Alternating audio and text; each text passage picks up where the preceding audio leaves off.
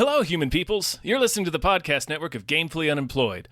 To support us and gain access to great exclusive podcasts like Fox Mulder is a Maniac, Tom and Jeff Watch Batman, Star Trek The Next Futurama, and our latest show, Spiel Boys, head over to patreon.com/gamefullyunemployed. We do game streaming, movie nights with our patrons every Friday night, and you can even commission your own podcast about anything you want. Literally anything, within reason, and we have to do it. You are quite frankly out of excuses not to go visit patreon.com/gamefullyunemployed. That's patreon.com/GAMEFULLY unemployed, which is spelled like it sounds.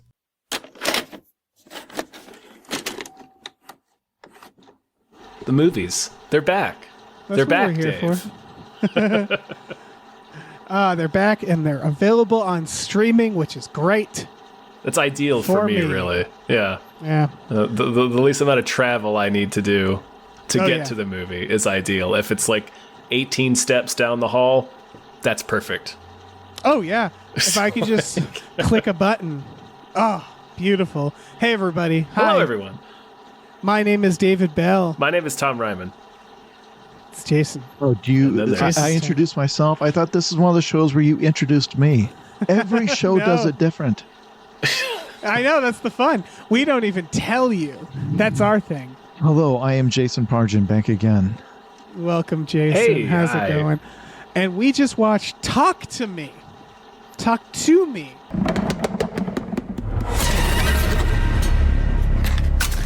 Light the candle to open the door. Blow it out to close it. Put your hand on it.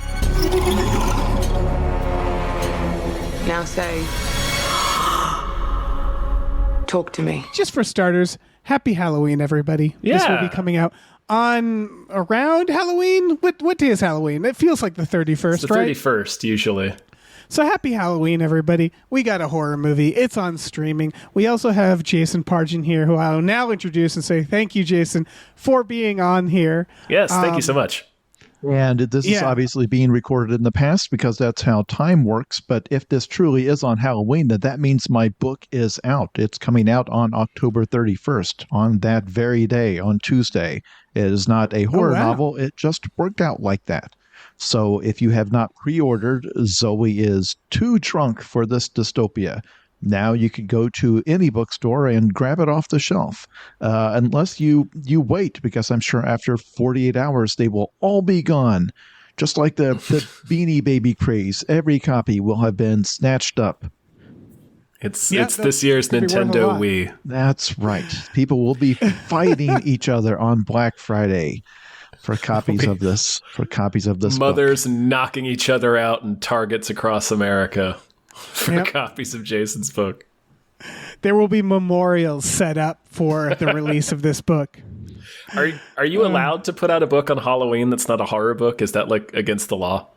Nobody cares. Nobody pays attention. I'll put it this way.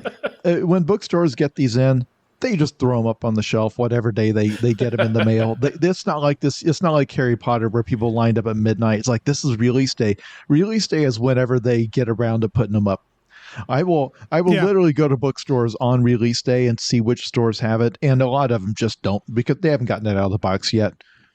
Like, around somewhere around here. So, like, it's not like a film coming out or a video game where there's like a midnight release and everybody's ready for it. That's just the publishing world. Unless you're a superstar, it is much more lax. So, some stores the next week they'll have it up. Some they'll have it up a week early.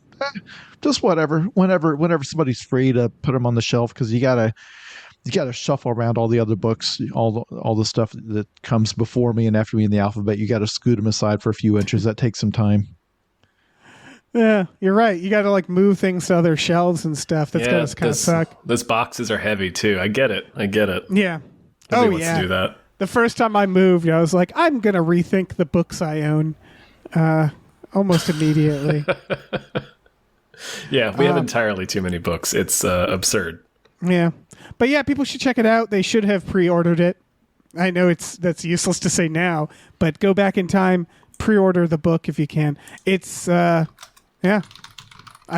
excited to get mine here in the past. Yeah. But we're here. Past us. Past us is very excited to get our books. We're here to talk about Talk to Me. This is So by the time this comes out, it will have been just on streaming for a while. So I'd like to think people. And apparently, it'll even be on Blu-ray at this point. Like this is actually getting a whole physical release. That's rare these days. I mean, it kind of popped, right? That's all to say that it made like $1 billion on. Well, not really, but like it made like 1 billion times its budget. I think 80 million on like the $13 they spent on it. See, this is why I wanted to be on this episode, not just because it's spooky and because I've written spooky books, but because these movies are the last vestige of old Hollywood where you could spend, $4 or $5 million on a movie and then have it make 20 times that much. Only horror does this, as far as I know. And it used to be routine. Like the movie Pulp Fiction came out in 1994. That had a budget of $7 million. And it made whatever, $250 million. Like that used to be a thing you could do with an action movie, a crime drama, whatever, a romantic comedy. These days, it's superheroes or, you'll get some huge monster Chris Nolan project or the occasional, like Barbie was kind of a unicorn that it wasn't part of an existing franchise. But, the third highest grossing movie this year was the Mario movie. Like generally, the only horror, when you look at the top 10 horror films of the year, it's not dominated by $250 million budgets. It is dominated by bare bones, $10 million, and then you'll have stuff like The Nun and that, those genre films. But it's stuff that is still can be done on a reasonable budget. And this movie was made by a pair of YouTubers. This is their first film, and I love it. Love that that's still possible. Thank God for horror. Yeah, I have a theory. It's because horror fans and comic book fans are very similar in that they'll watch it. You know what I mean? Where it's like, oh, there's a new Marvel movie coming out. Everybody says it's bad. Fans will be like, yeah, I mean, I'm going to see it. Those movies, however, cost like $200 million. Whereas with horror, yeah, like you said, you can make it for $7 million. And no horror fans they're like, they'll just see it. Like I'll see every horror movie, even if I'm told it's bad. I'm like, well, I'm going to have to see it. It's almost part of being a horror fan. And like the other fandoms intentionally for that watching the bad ones. Yeah, they tend to be things like Marvel or bigger budget. Like, there's not like comedy fans aren't out there being like, I'm going to watch every comedy film. Oh man, it doesn't work like that. I've said it before, but to me, there's like no worse type of bad movie than a bad comedy. So yeah, I totally. Oh yeah. If listeners out there are saying, well, what do you care what these movies cost to make? Man, the barrier for access is so different. The idea that there is like, because if you're these two guys, these two YouTubers, they've got a huge audience, and all you need to do is get, like, I think they got some grants from the Australian, like the government has like a fund for filmmakers, and then they probably got some investors. To scrape together $4.5 million is not that hard, because what's the risk? You dump it to streaming, it's gonna get picked up by some distributor. They'll buy it for more than that. So the idea that there's still this vector where young creative people can come in from the outside, and these are two guys from Australia. There's no such thing as, hey, we're a couple YouTubers from Australia. We're gonna make a Batman movie. Like, it doesn't work like that. The barrier to get into, and so the fact that blockbuster filmmaking has been totally swallowed up by Disney and these franchises. Horror is like the lifeline for if you are a young creative person wanting to get into film. For the love of God, learn to make horror. Oh yeah, it's why most directors start like even with horror. Spielberg started with Duel and Jaws, like, which are essentially like thriller horror films. They all start there because that's where the door is wide open. It's the easiest way to get your foot in the door. Yeah, 100%. Yeah. I think even through the studio system where they're like, what do we give this person? Give them a horror film. Even if they fuck it up, people will watch it. Right, because it's low risk. Because they're so cheap. Yep, and everybody will see them. What did you guys think of Talk to Me? Do we want to have Jason go first since you're the guest? Sure. Jason, you are the guest. What did you think of Talk to Me? I thought this is a genre that I like a lot. Like, my favorite horror film I've seen in the last 20 years is It Follows, where it is young people and they are trying to solve a puzzle. There's some sort of a mystical supernatural force that is following them around, and they are trying to fight it, but they're not like overly competent at it. They are very believable as regular people. They are fumbling around trying to do their best. They're not annoying as teenagers, but they are authentic in that they are selfish, they're short-sighted, they're kids. And it makes such a unique challenge that when it's done well and when it's executed well, it doesn't need a lot to succeed. And I think this one is executed very, very well. I think they got great performances. These guys taught themselves filmmaking they started their YouTube channel as literal children. Like, it goes all the way back to when they were staging like fake stunts as little kids. They were doing like backyard wrestling stuff. And they made a film where what few stunts and effect sequences you have, it works very, very well. Yeah, I'm glad you brought up It Follows. It's also my favorite horror movie, I don't know, the last 20 years or so. And one of the many things that got right, I love that It Follows doesn't try to like explain. Like, I feel like too many horror movies will get bogged down in exposition in the lore of like, yeah, here's what the demon is. And much like that, this movie also doesn't do that. I didn't like this as much as It Follows, but I thought it was very well made, and I really liked the scares it was going for. I like that it wasn't really jump scary. It was more of like trying to create imagery that you're like, well, that'll stay with me. That vibe. I have an interesting take on this film of what it means that I think is really weird about this film, but overall I really enjoyed it. Tom, what about you? Yeah, I liked it. I was impressed with the direction. I liked, like you said, I liked that it went the It Follows way, or it's, I know it's something Jason's mentioned before, where it's like, it's okay to have like mysteries, especially in a horror movie. So like, I like that it doesn't over-explain things. We don't ever really know the nature of the supernatural force that's at work here. Or even like the primary supernatural antagonist. We never really know what that is or what it's trying to do. So yeah, I dug that. But yeah, like you, I didn't like it as much as like It Follows, but really like the direction, and yeah, I like that it did a lot of like, well, we don't see the ghosts and we just see the people reacting to the ghost that's in front of them. Yeah, and particularly in a crucial moment. Right, they don't do like jump scare sound. I saw the profound lack of that. Yeah, it's unfair to compare it to my favorite horror movie of the last 20 years, obviously. But I do think that comparison is there. It has a very similar vibe. Yeah. Where it's kind of like kids screwing around with, like, I love that the first half of this movie isn't really staged like a horror movie. It's more like they're kind of using this as a toy, like they're fucking around with the ghosts. Like, I like the pacing. The serious thing only happens at the halfway point. Yeah. The first act is the introduction of the hand, but it's more fun in games. And I guess I wanted to talk to you guys about what you think the metaphor of this movie is. Was it as obvious as I think it was? Well, did you guys catch? In horror, typically they are drawing on teenager experiences. So slasher movies famously are about sex and about defying authority and about, the dangers of that kind of thing. It Follows, it was kind of symbolic of like an STD, or, because it is a curse that is sexually transmitted, and about the consequences of one mistake following you around, and about the callousness of somebody that willingly spreads it. And so this works even among people who are not teenagers, because those themes are something everybody can remember. Everybody can remember being defiant of the grown-ups. Everybody can remember, experimenting with sex and finding it scary, or being afraid of the consequences, that kind of thing. So here, to me, it's a metaphor for a bunch of kids experimenting with drugs.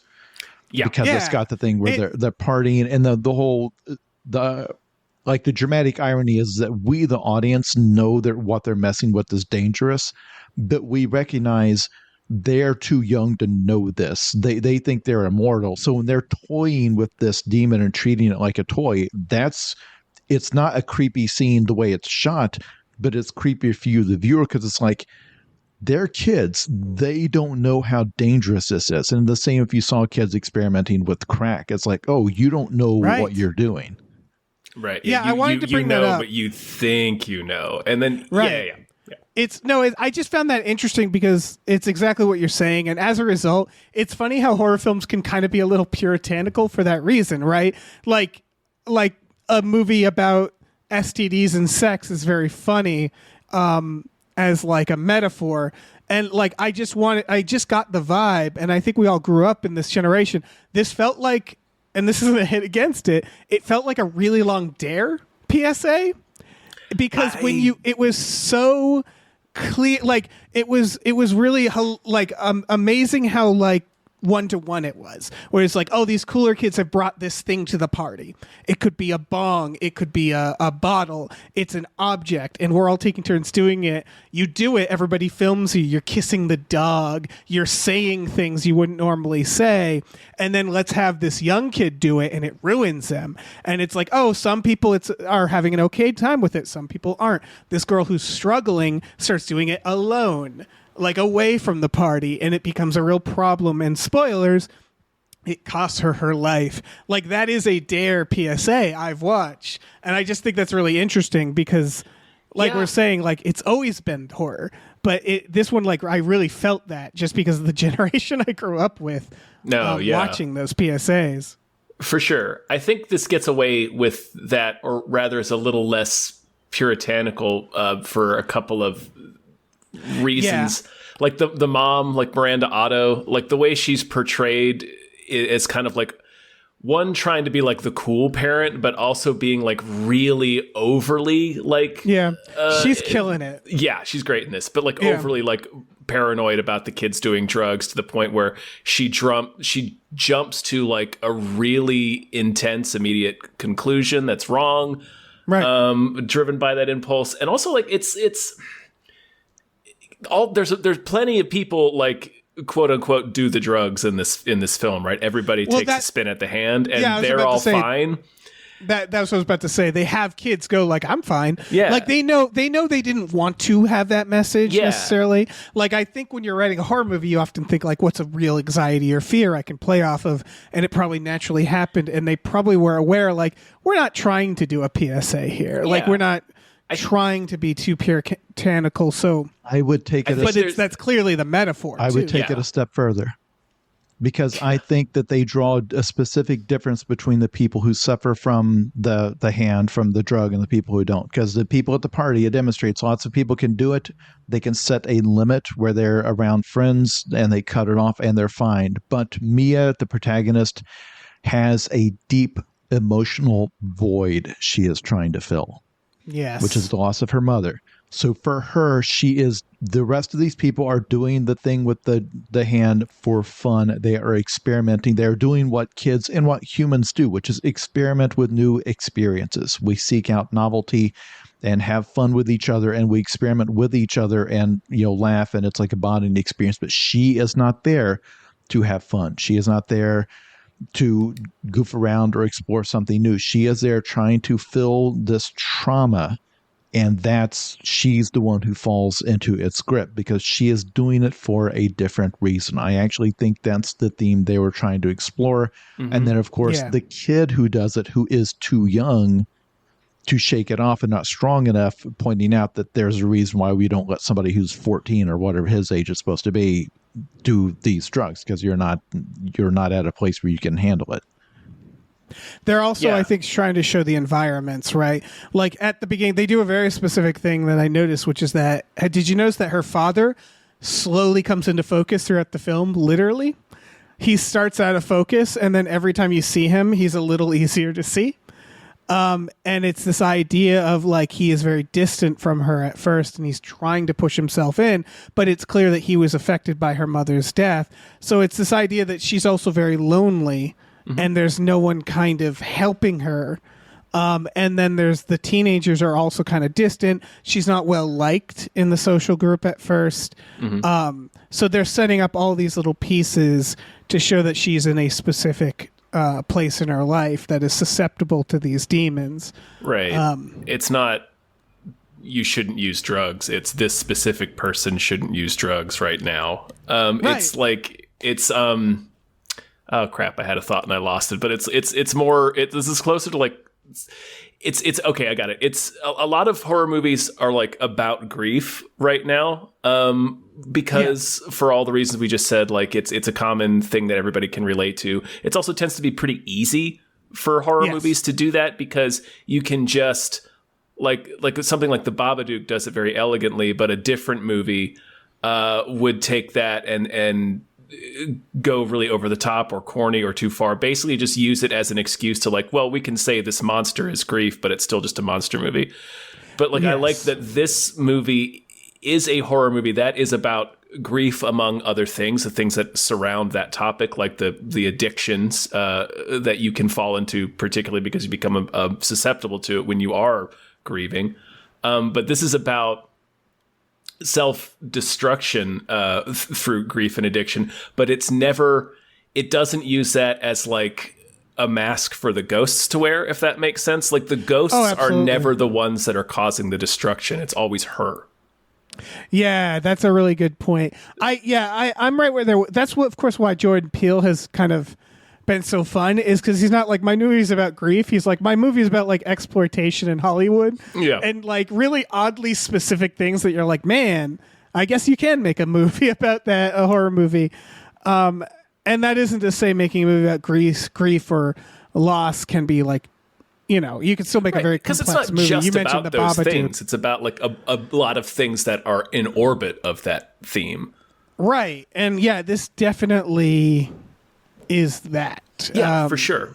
And I love that they just didn't. Yeah, sorry. Go ahead, Jason. For example, one running issue throughout this film and a lot of films in the genre is that there is no chance whatsoever that they can go to any kind of an authority figure for help. At no point do they even consider sitting the grown-ups down, it's Jade's parents or Mia's dad and saying, okay, what happened is this hand is possessed and we were messing around with it. And like that never even occurs. That doesn't enter anyone's brain because it wouldn't. And that's the same thing where if you're struggling with addiction, like the knowledge that you're going to get in trouble. So it's partly about, and to a very large degree, about the relationship with the parents who they only see it in terms of, I have to prevent my kids from doing these harmful things. The kids are going to experiment. And this trap you get into where once they fall into a hole, they can't reach out. They actually have to actively hide what's going on. Right. Yeah. And she hides it from everybody in this. And of course it also, it lies to her. It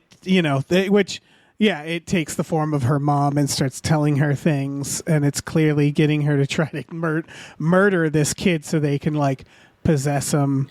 They do the reverse with the mom, that what you pointed out with the dad, right? Right. I think she also comes trying to get her. I think she also comes more into focus, rather, is what I was trying to say. Oh, the mom does. You're right. Yeah. That's a good point. I didn't even think about that, but they do absolutely do that. And there's a lot of like idea of like denial and around what her mom did, because the concept is, or the premise is that her mom took too many sleeping pills and accidentally killed herself. And of course, like what we learn is that she did it on purpose, and she's dealing with that fact, and her dad's covering that up. And so it's kind of also just about like just general these secrets people are keeping from each other. And then there's the kangaroo stuff, which it's funny because it's like the most Australian thing about this film. So many horror movies here have a scene with a deer, right? Deer in the woods or in the road hitting a deer. Wounded animal in the road. Yeah. As a trope. It was kind of funny that it was a kangaroo there, and it's like, oh yeah, I guess it would be. They're the deer, I guess. They're fucking dirt like animals that are shitty and everywhere. But they do this thing that I didn't not like it. I liked it a lot, but it was just an interesting choice because it felt like it was kind of it was unrelated, I guess. And there was this mercy kill angle where she sees this deer in the road in a sequence that is kind of gut-wrenching because the deer looks pretty good, like realistic, and it's suffering in the road, and she goes to hit it with her car and she just can't. And you're like flinching at that prospect of like, we have to mercy kill this deer. What do we have? A car. You know, like that's what we're going to have to do. And then, of course, they match the shots again. Spoilers at the end when she is going to mercy kill, in her mind, her friend who is possessed by putting him in the road. And then she is, in fact, hit, and they mirror the shots. And, like, so there's this other theme of that, of, like, mercy killing something and whether or not to do it. And I'm not sure what to make of that. I just thought that was there to inform her decision, like the decision she made at the end. Like you saw earlier her make that decision that she can't, like, I can't be the one to do this. And then when this ghost is lying to her and saying, no, the only way out is to put your friend's little brother out of his misery. You know, this is the only way. And then she finally sacrifices herself instead. I thought that was just there to set up that, like establish that that's who she is, that she wouldn't be the one to do that. If it's symbolizing something else, I'm not picking up on it. No, I think you might be right. One of the weirdest things about horror in general that horror gets away with, I would argue, is that their character arcs are way different, because like most movies need a very like realized character arc, and obviously horror should still have that, but a lot of horrors end in really like downer ways. Like this one ends with her dead, and it's a nice punctuation at the end that she is one of the people being talked to through the hand, but it does feel like she doesn't have much of a arc. You know what I mean? So like she sort of just destroys herself. Horror is allowed to do that. And so I bet there was exactly, that's what I mean. Horror is allowed to do that, but I do think at the same time people notice if a character doesn't change. And so giving her that like beginning and end marks some sort of arc or progression in the character that's more identifiable. And I wonder if that's why they did that. It's actually like you mentioned, these are two YouTubers, and that doesn't mean they can't craft a good story, which we're obviously seeing here. Like that's a really smart and subtle way to kind of give that character something, some sort of change throughout the film, as opposed to her just kind of being destroyed. And it felt like weirdly bittersweet. I guess they do the thing where it's like, no, she didn't end up mercy killing this kid. You could argue at the end she fought it, right? It's kind of unclear what happened. Yeah, the idea is that she overcame it, or at least did not buy into its lie ultimately and push the kid into the street. Right. It's a real low bar for your main character. Yeah. I think also horror gets away with the simple thing because it's all the characters are just archetypes, right? Like that's all. Right. We don't expect that much more, but so they can do these real simple moves that, I mean, still a lot of horror movies don't do it. So.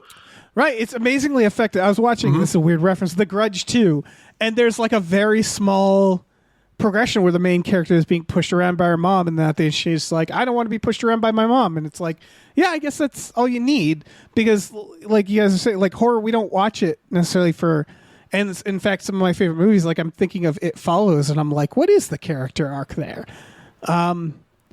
I guess it's a lot of horror movies. It's simply having to grapple with the obstacle in front of you, right? Because obviously at the beginning you're running from this thing, and then at the end you're confronting it. And sometimes that's all you need. Like, why do you need an arc if you're getting chased by a demon? You know, like you just got to deal with the real opportunity for growth. Yeah, exactly. That kind of gets back into where, and we've talked about this in previous episodes, by the way, about asking too much from horror in terms of like, well, what does this symbolize? What does it, what did the wheelchair symbolize in that final scene?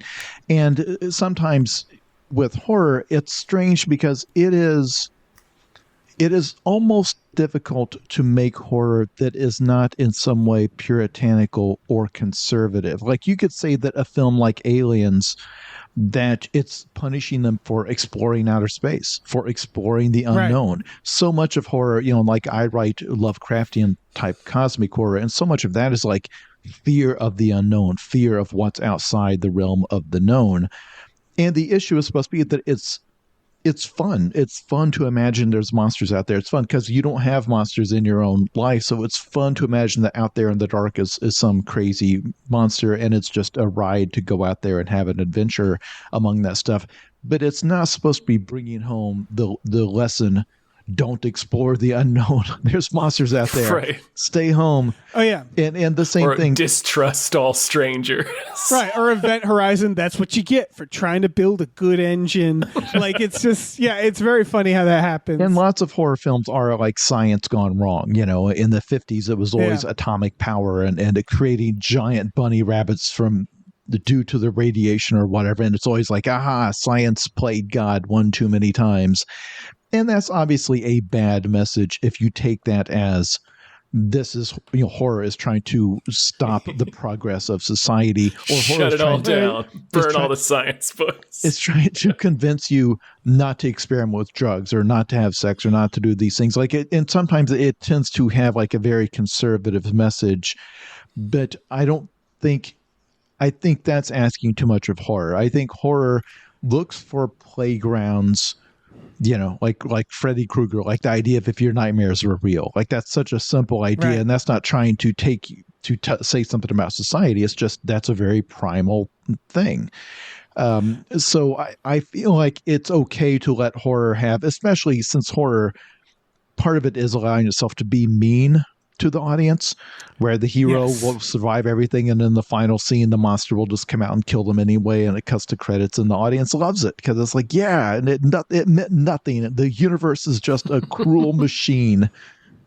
Well, yeah, I think part of horror is taking something that's hopeful and making it horrifying too. Like part of it is purposefully saying like, oh, this character wants to make fusion power and change the world. Let's punish them. That's part of the horror. And it's funny you bring all that up because I think that's in this movie, which is that this movie feels very postmodern horror in the way the kids are treating the hand. Where one of the first things you see, or one of the first things they show is like, they're being kids. They're on their phones. They're still hanging out. Like this movie isn't wagging a finger at phones or anything, but they make the kids feel like especially desensitized because Right, they're still just filming this hand and this seance and these ghosts Yeah. on their iPhones because it's like, well, whatever. And I don't think that's supposed to be a comment on like, oh, kids have seen everything these days, even though they kind of have. I don't think that's what they're talking about. I think it's, again, postmodern horror, which is like that idea of like, yeah, we love this shit, right? We love this demon hand. It's like in the horror movies, let's play with it. Yeah. And so there's like, that is the thing this movie does that's really unique that you guys already pointed out earlier, which is that after the first act into the halfway point, it is fun. Like this movie is a horror movie, but it actually takes a bit to be a horror movie. Like the first half is mostly just like, let's have fun with this demon hand. And I'm not saying it's a comedy. It's almost like this short circuiting where it's treated like fun while this horrific thing keeps happening. Yeah. But go ahead. oh, but to them it's trivial, and I love that punctuation at the end. The fact that like they then go into the horror, and then at the very end, the last shot is this character in the hospital. She thinks she's woken up, and all the lights go out, and she sees a single burning flame and goes up to it, and there's a hand, and she holds it, and the realization is she is one of these ghosts that they're talking to, and when she holds it, she just sees another bullshit party. Room full of dipshits. Yep. Yeah, and like I love that flip of like, yeah, they didn't like it very much, did they? Like, shouldn't be dicking around with this hand, should you be? Yeah, I like what you were saying about postmodern horror and how it's not supposed to be, oh, look at these kids with their phones and stuff. That's not really what it's saying. It is doing the thing that you're saying, where it's just showing that, like, yeah, we all love this stuff now. Like, horror is very popular. Like, we would be out here like filming it on iPhones and stuff. But I like that it's also doing it's still doing the very, very classic horror trope of this is us watching them dig too deep, or like go too far. Like we know, like it's dramatic irony still because we know they're fucking with something they shouldn't be fucking with. Certainly not as cavalierly as they are. So I like that it has kind of like the dual meaning there. You could, and it's not as direct, but you could call this a metaphor for horror. Meaning a bunch of kids watching horror, they show a little kid, it ruins the little kid. Not everybody likes horror. And so it's that idea of like, some people, horror is just this fun thing. To other people, they're like, I had nightmares for years after watching that movie. I can't do this. It triggers my anxiety. I had one other thought that I wanted to say about what Jason brought up earlier, where horror gets a lot of the attention of like, well, what does the wheelchair mean? Or like, it seems to get more attention like that of people trying to suss through and decode all the imagery than any other film. And I had I think there's two reasons for it.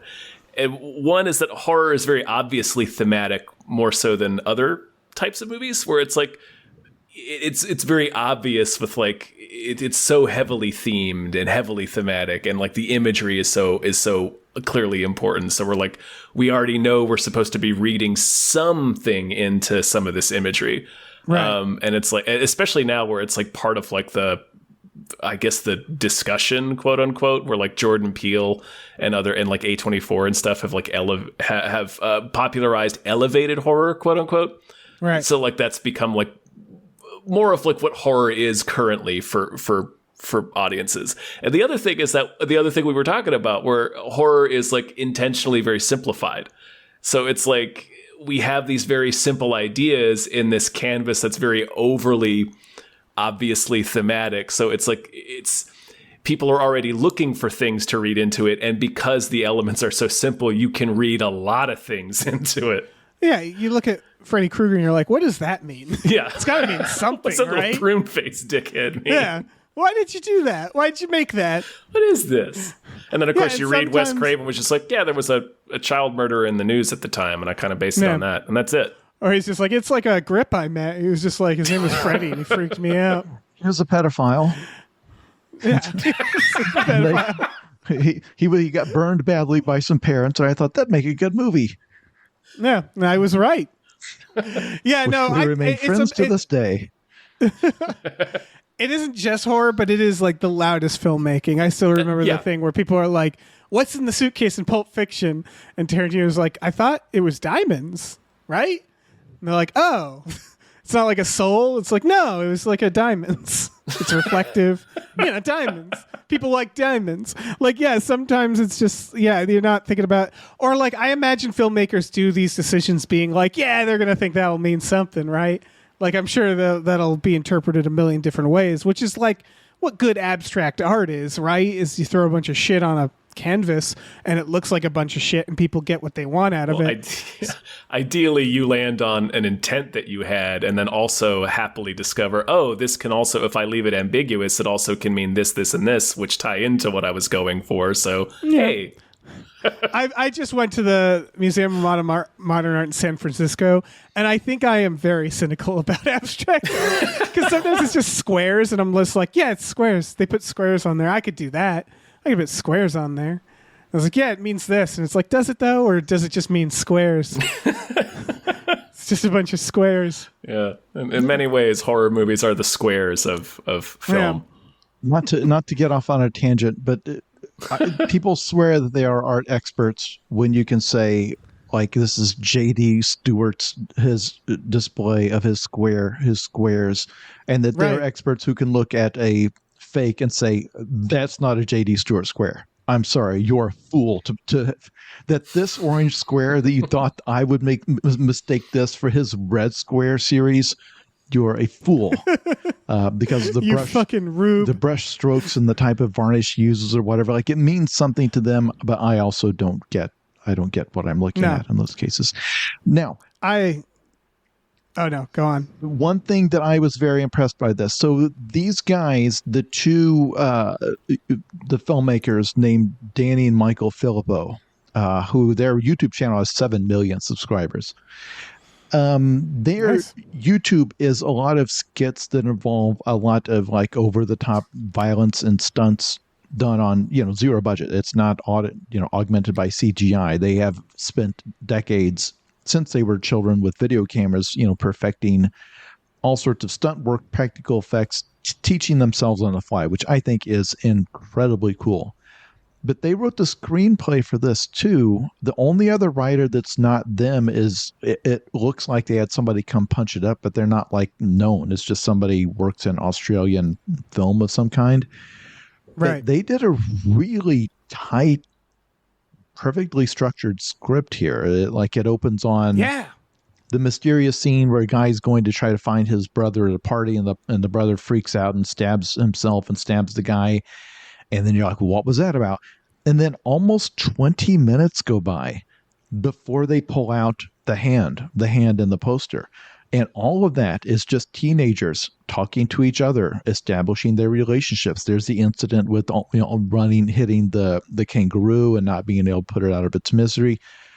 But that is where a lot of these films become intolerable. If you had one that is a hit, it means you nailed these quiet moments, because it is very hard to write scenes of teenagers hanging out in a way that is not grating to grizzled old people like us. And this film needs to work. It needs a lot of teenagers hanging out, because you have to contrast the horror stuff that comes along with what their lives normally look like. It has to be a shock to, it can't be the Evil Dead. It has to be like a shock to the mundanity of their teenage lives, that their stakes in their lives, they think, are things like, does Mia still have a thing for Jade's boyfriend? And that's her ex and now is dating Jade.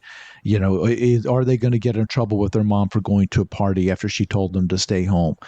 It's all of these things where it's teenager stakes, and you have to watch it. You have to enjoy these people's company. You have to be invested in the little conflicts they have, because that is by runtime most of the film. And in this genre, that's the way it's going to be. It follows. I love it so much because it violates like every rule of pacing. So much of it is just conveying the boredom of being a teenager in a dumpy neighborhood, because it takes place in a dumpy part of Detroit, one of the dumpiest cities in America. And it conveys the oppression of just the boredom and knowing this thing is out there. It's so hard to make a movie about boredom. It's hard to make a movie about teenagers talking to each other that is meant to be watched by people who are not other teenagers. But even as a teenager, I found that grating. So this is a very well-written script, and they directed some wonderful, subtle performances, which, watching their YouTube channel, this was not their thing whatsoever. Like, they developed skills here that are way beyond what they had demonstrated. I was really impressed. That is pretty great. Yeah, I mean, the opening is a oneer, I believe. At least it's crafted to look like one. And they do know, like, that's what's interesting about this movie, is that, like, it is following the Hollywood thing, which is like the first producer note. And maybe they did have a producer that they went back and forth with notes. I don't know who this third screenwriter is, but like one of the first things they say is like, yeah, you got to start in an exciting place. And so they have that scene. It follows similarly, has an opening scene just showing the previous victim, right? Yep. And that's a good place to start. What these movies, me and Tom recently covered The Ring, the 2002 remake. And one of the things about that movie that we talked about was that it is 2 hours long.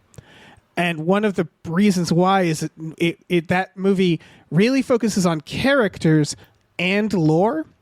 And what these movies have figured out is lore. You don't need these long scenes in a library of them like learning what the name of the demon is, which a lot of these movies get bogged down with. Yeah. And so therefore you can spend more time with the characters.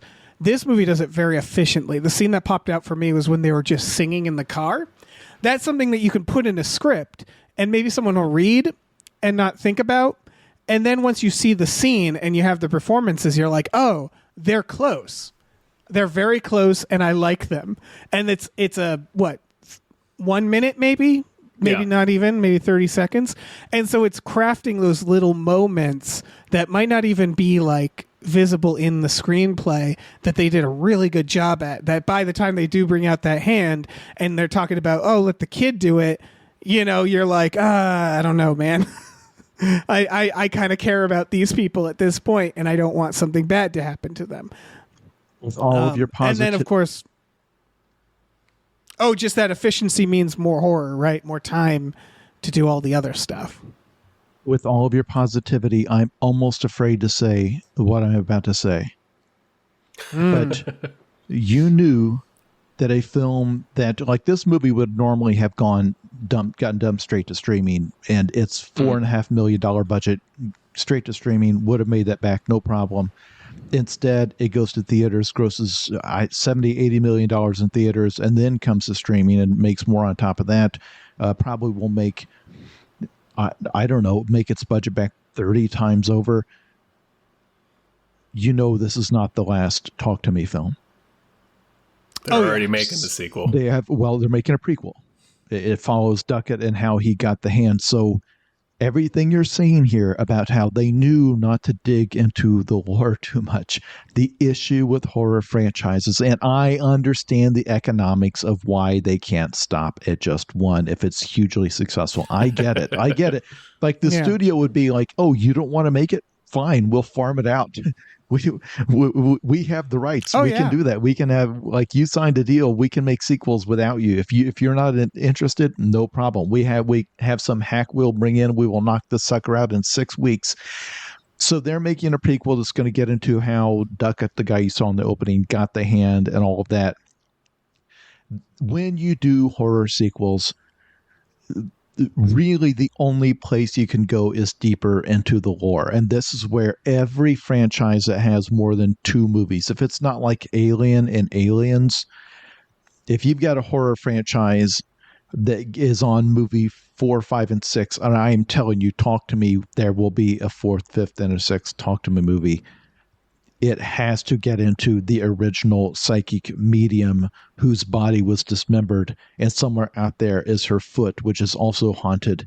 And there was a sorcerer who cast it in plaster and performed a spell on it. And the only way to defeat it is we must reunite all of the body parts back to the original body. But wait, she's come to life, and the only way to take her down is to find the original sorcerer who imbued the body parts with.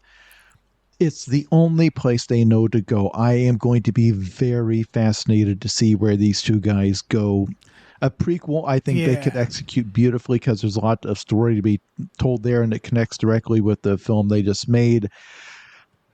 As you start to make more and more of these, which is going to be a thing, I don't see how you don't just do that thing where you belabor the lore to the point where it's like, well, you've robbed the first film of its mystery, because the whole point of it being scary was the unknown. As you make more movies, you keep shining more and more light onto the unknown until it's just known, and it's just a bunch of stuff somebody made up. I have a pitch, because this is actually something I think has been a subtle art of horror sequels that has been lost. And that art is called Gremlins 2, or Evil Dead 2, or Texas Chainsaw Massacre 2, which is, hey, you want to do the sequel? And the filmmaker's like, yeah, sure, I'll do the sequel, you assholes. And they just do a fucking comedy. They just go completely the other way with it. I love that, because that was so many directors going like, well, I did the horror movie. That was the movie. Yeah, I did the movie. For that reason, I am so surprised there hasn't been more It Follows for that same reason. Because that's another one where it's, I guess they probably sat down and was like, well, it's kind of just the same film over and over again, which hasn't stopped them. It's what frustrates me, of course, with the Conjuring universe, which is that, again, the part of a horror movie that we love is not knowing things. That's a big part of it, and not spending too much time on the lore. And so, like, this other instinct to be like, let's make a cinematic universe where we like dive into the lore and background of everybody. Yeah, it's like that's kind of the opposite of what we want, right? Well, at the end of Talk to Me 2, they're going to be fighting the psychic lady's ghost with a bunch of chains, like the end of The Nun 2. Yeah, or the movie Rings, where they're like, there's a society passing along. And it's like, yeah, that's why we end stories where they end, right? Because then if you keep thinking about where it's going to go, it gets silly or it just gets unnecessary. And I don't know. Long tradition of terrible horror sequels. So it is a bummer, but it's like, when has it not been a bummer, I guess? I just wish they got sillier with it, you know? Like, that's the thing, is I bet Talk to Me 2 is going to be a very serious attempt to make a sequel. And it's like, maybe if you have a really good idea, maybe if they did something like time jumped a ridiculous amount or something like that, showed this hand in like medieval times or something. Otherwise, yeah, just go funny with it. Like, if the filmmakers are listening to this right now, I would say go real funny and dumb with it. Because screw them. If you don't need a career in Hollywood. Yeah, you know, Toby Hooper was a big success after doing that. Just do that. Yep. Now, the all-time champion franchise in terms of how it's handled its sequels has to be Saw, with the deranged thing where each film rewrites and retcons the previous films, to where now the first film, if you have total awareness of everything that has happened in the franchise, if you try to watch the first film, it is just nonsense. It is just layers of madness, because they have rewritten those events in ways that were so very obviously not originally intended, to the point that I think there is nothing funnier than the way Saw loops back and back and back. It's like, wait, actually, both of those victims were secretly in on it. And yeah, it's ridiculous. I remember the first time I watched Saw. Yeah, first time I watched Saw, I was like, that was a fun, compact little film. I'm sure they won't make 10 of them. Like, the Saw films, I got to give them credit for taking themselves so seriously, because they know, right? That, like, I don't think people are watching Saw to be scared. Like, I don't think that's been happening for a while. I think people are watching Saw because they're getting joy out of it.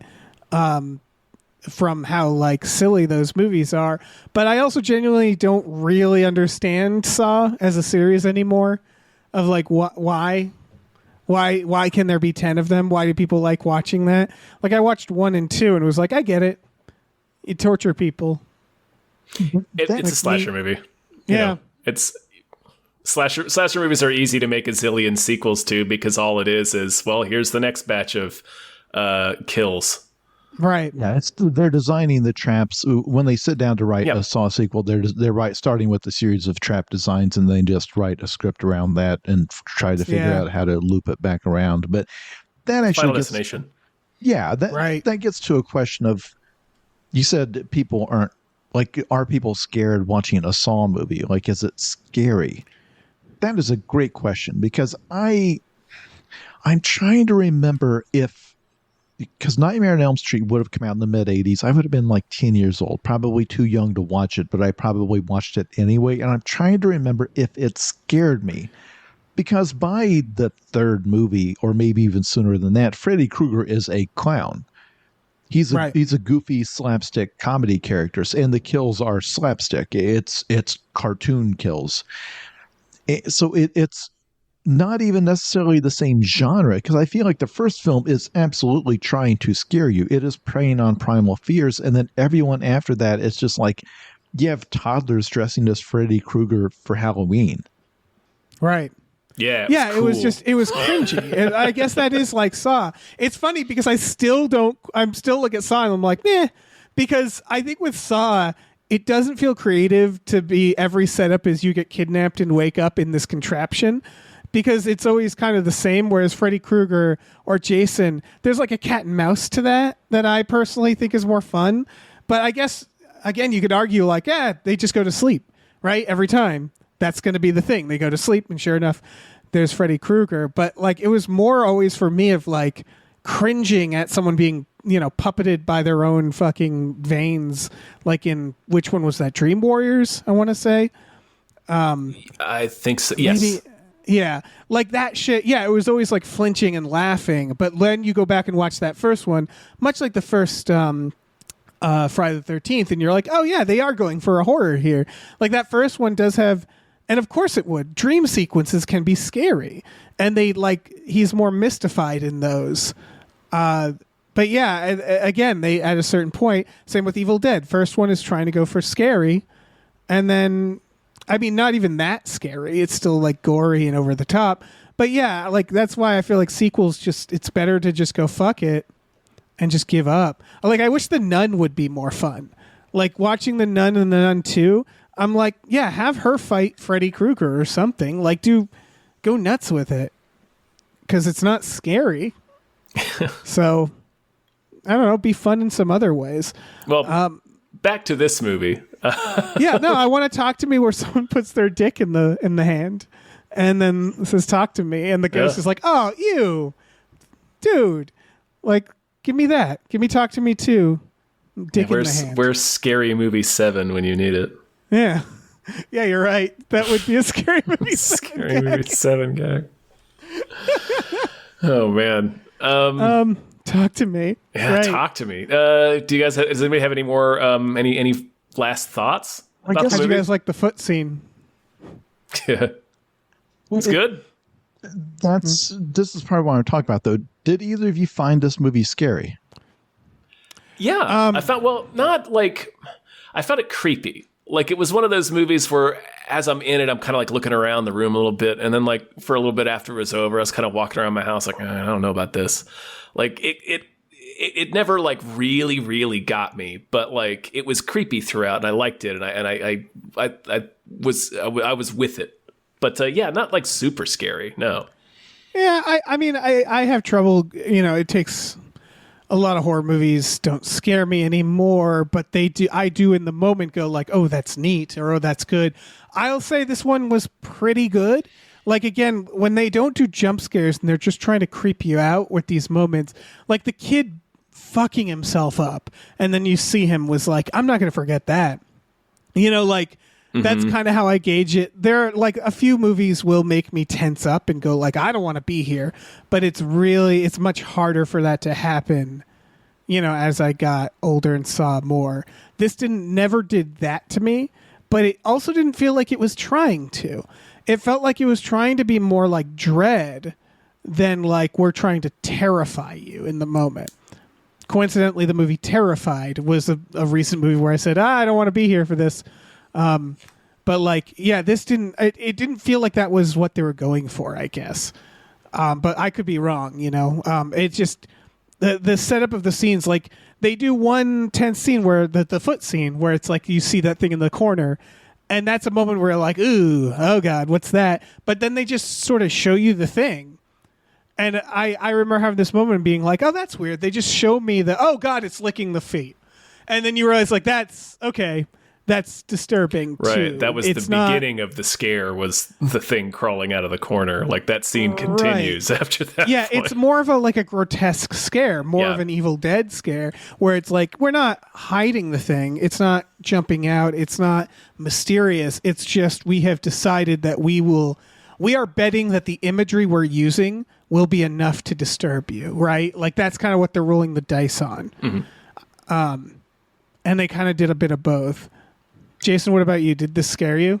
No, but when I say that I enjoyed it, I'm thinking in terms of like there's drama in the sense that you're afraid of something bad happening to a character, but not in the way that a horror film, like you're creeped out, or when you're walking around the house at night with the lights off, you're seeing the thing that you saw in that movie. It didn't create that kind of imagery in my mind or stick with, it's like, well, we have nightmares about this later. It wasn't anything like that.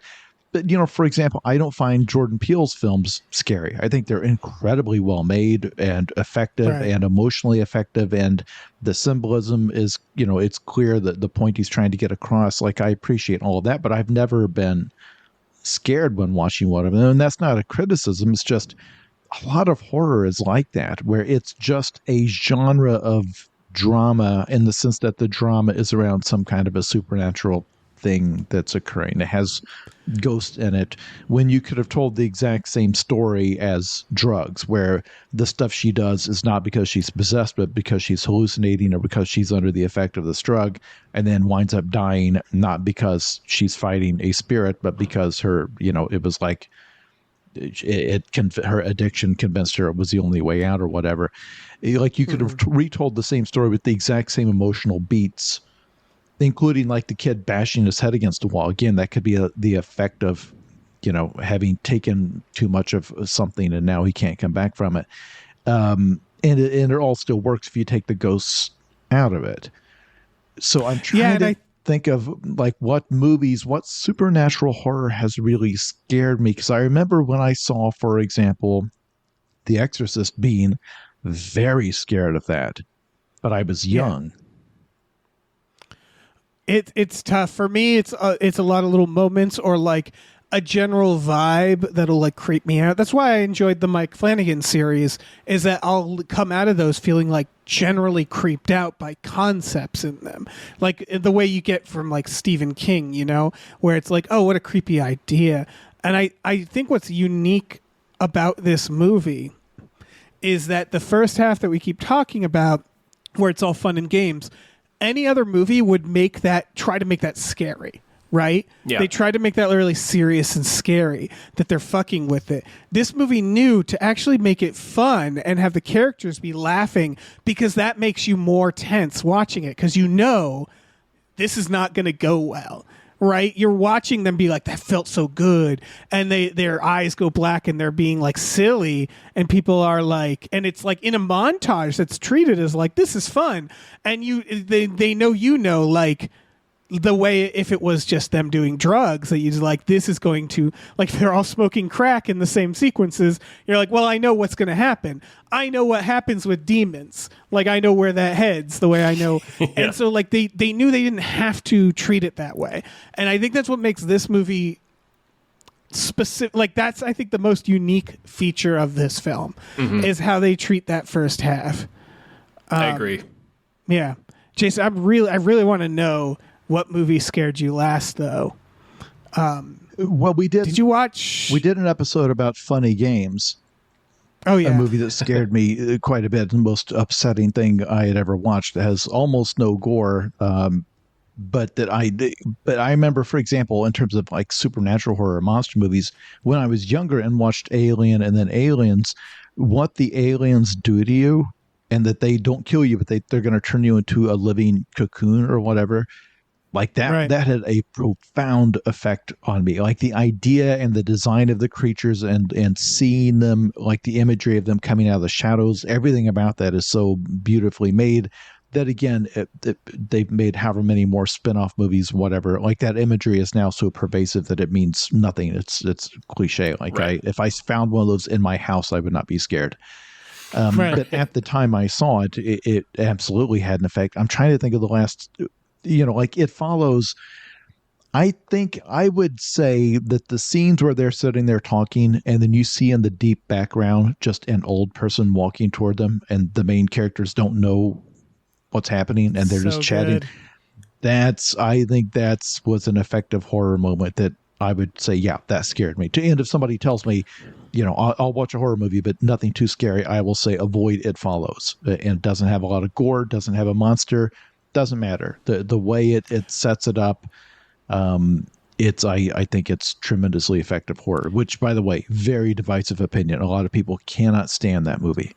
Man, I don't understand that, because what's impressive about that movie and what I've always liked, and this actually goes back to Saw, the reason I love It Follows, it didn't just scare me, it made me scared of a crowd scene in broad daylight. And it's like, how often does a movie do that? Right. Where it's like, oh, Saw is tapping into our deep fear of having our fucking lungs pulled out. It's like, yeah, no shit.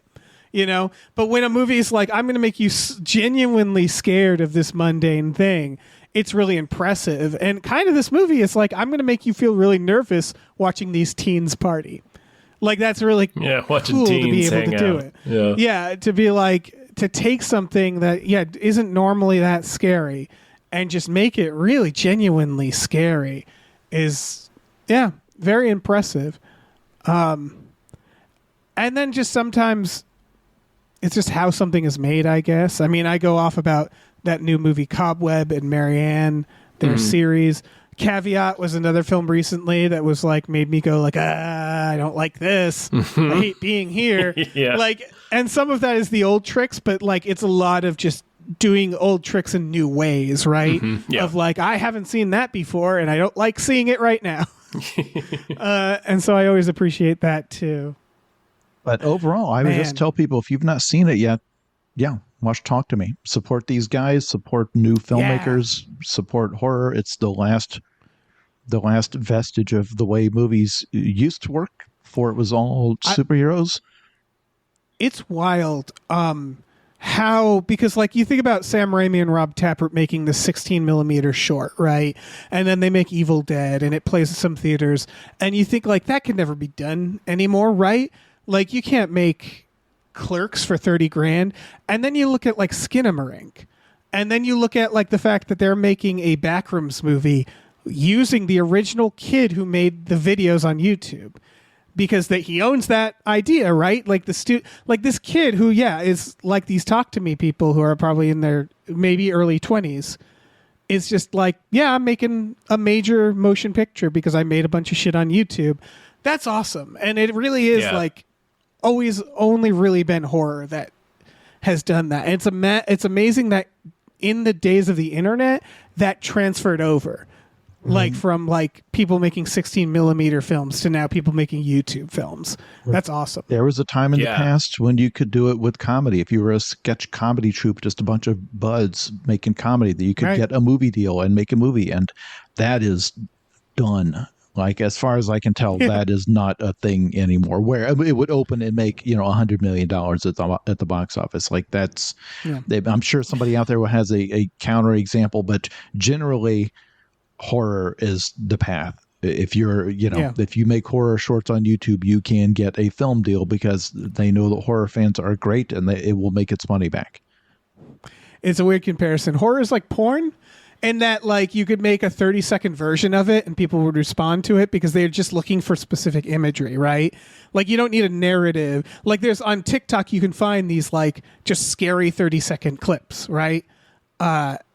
And if you execute that well, that's all people need. They're just like, "Ooh, that's terrifying." I don't know the context, but that's a terrifying shot. And that's, you can just make a little career online doing that. And that's cool. And I guess comedy, you could argue, is the same, right? Jokes can be short, but it doesn't, it really seems like people don't go to the theater to watch comedy anymore. But they just don't. They just don't. I think part of it is also making horror clips online is showing to producers like, I can make this thing, right? Like, I made it. Look, I can make it. And they're like, surely you can make that for an hour and a half, right? I feel like the comedy is more of a showcase of your writing, and the horror is more of a showcase of your filmmaking. For sure. Yeah, and that can go wrong sometimes. For sure. Sure. But it's cool. It's cool that it still happens. And maybe it'll maybe it'll get better for other genres when we have whatever's after the internet. Double internet, it'll be called. It'll be the internet super twice. Internet. All right, any other thoughts on Talk to Me? No. Cool. Watch it. It's good. Watch it. Jason, thank you so much for doing this. Yeah, thank you so much for being on the show. Yeah, here at the end, do you want to plug something once more? I have multiple things going on. The book is called Zoe is Too Drunk for This Dystopia. It is the third book in the Zoe Ash series. The first one was called Futuristic Violence and Fancy Suits. The second one was called Zoe Punches the Future in the Dick. And when you're listening to this, all three of them should be available. The first two, probably dirt cheap. You can find me on all social media platforms at Jason K. Pargin, Pargin for that last part, including on TikTok, where when we're recording this, I have 320,000 followers. And also, I am on a podcast with Sean Baby and Robert Brockway called Big Feats, where we are doing an episode-by-episode rewatch of a show you have never heard of and never seen called Mountain Monsters. That is a Bigfoot hunting reality show on Max, and I know you don't understand why anyone would devote themselves to doing an episode-by-episode rewatch of a show that has 90 episodes of a series of several men failing to find Bigfoot every week. If you listen to the podcast, you will understand. The show is incredible. It is a series of hillbillies, self-described hillbillies, with no acting, production, or improv experience, going out into the woods for every episode and pretending to almost find a cryptid. And they have to just improvise an adventure. They have no budget, and it's not a comedy whatsoever. They're straight faced trying to convince you this is a documentary. And this persisted for longer than Breaking Bad. Like they got 8 seasons and then a spin-off seasons of another show. So for 9 years or 9 seasons across more years than that, they kept this act going, and it is magic. I can't believe it exists. So every episode of the podcast is covering another episode of Mountain Monsters, and we intend to do it until the law makes us stop. Oh yeah, that show has been echoing in the rooms of my home as both me and Hannah are watching or listening to different points in the podcast. Oh yeah, and when Wild Bill said he was going to slit the Wolfman's throat, I had to pause the television. Incredible. Well, we have a Patreon, patreon.com/gamefullyunemployed, GAMEFULLY, unemployed. We have exclusive podcasts on there for just $5 a month. You can listen to Tom and Jeff Watch Batman, Fox Mulder is a Maniac, Star Trek The Next Futurama, Spiel Boys. We watch movies every Friday night as well on there. Patreon.com/gamefully unemployed. Check it out. Yeah, we also have a store. Head over to gamefullyunemployed.com where you can find a link to our Teespring store. We have all kinds of cool original artwork and designs you can get on t-shirts, mugs, stickers, posters, all sorts of things. So slap your one good remaining peeper because you almost pulled the other one out where you were possessed by an embalmed hand onto that. Yeah. And happy Halloween. Yes. Go as the hand. Yeah. That would be kind of rad if you pulled that off. Yeah, just a big paper mache hand. I guess you could wear like a black robe or something, so it's just like this big white hand is all you can really see. I don't know. Figure it out. Put a dick in the hand. Yeah, put a dick in the hand. Talk to me with a dick in the hand.